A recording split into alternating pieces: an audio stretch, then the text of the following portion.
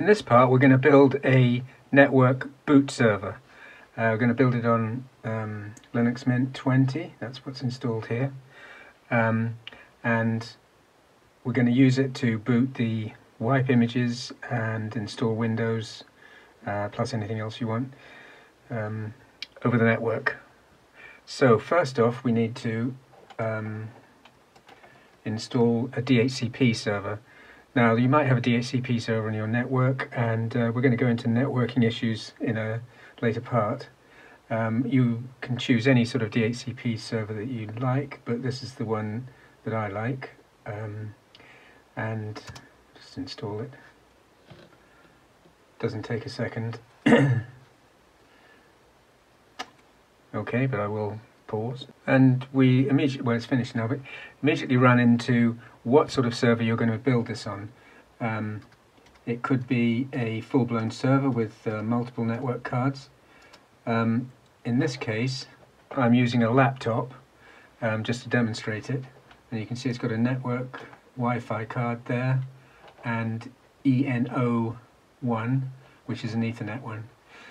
This works really well because ENO1 can be the network that has all the computers being wiped and imaged on it, and the wireless can connect to your office LAN, your office Wi-Fi network, and get access to the internet for both the server itself and the clients that connect to it.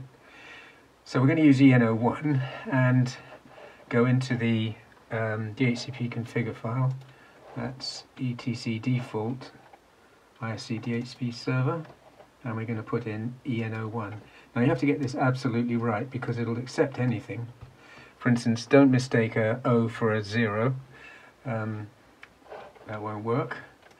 And the configuration will accept it just fine. So that's that done. Then the next thing is we need to change the configuration. It's in etc dhcp. Yeah, and it's pretty. It's got a lot of description in it that you might want to keep, in which case you can move it aside. Otherwise, we're now going to bomb it with a version that I have in here.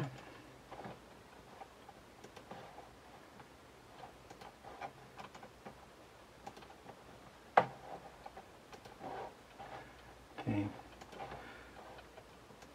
So this is the version we're going to use. It defines a network, which we call the red subnet, and it's on 192.168.0.0. Now that could be anything. We chose that. Sometimes it's your Wi-Fi router or other things to do with the router, so you can always change it to anything you like, sort of, 168.100.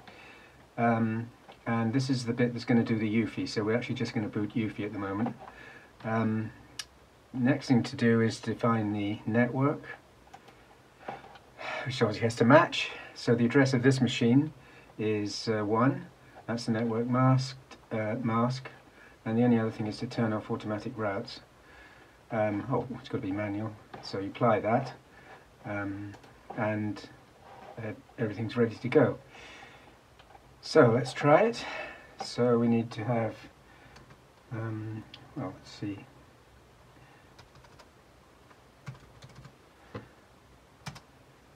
That's it starting.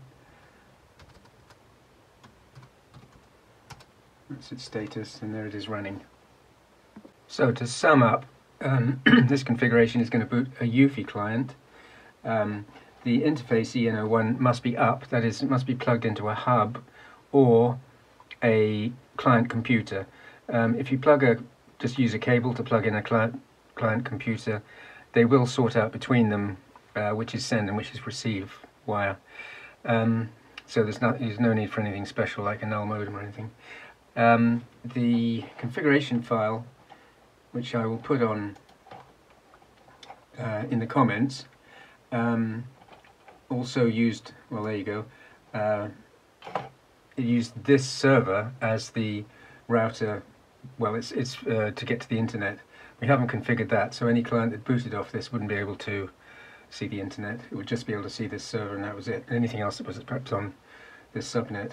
And finally, if anything goes wrong, if you're changing this and anything goes wrong, like you sort of leave syntax error, look in syslog. It gives you a complete description of what line of the configuration file might be missing or wrong. Okay, so we've got lots more to do to make this DHCP server boot a Pixie image, and we'll carry on next time.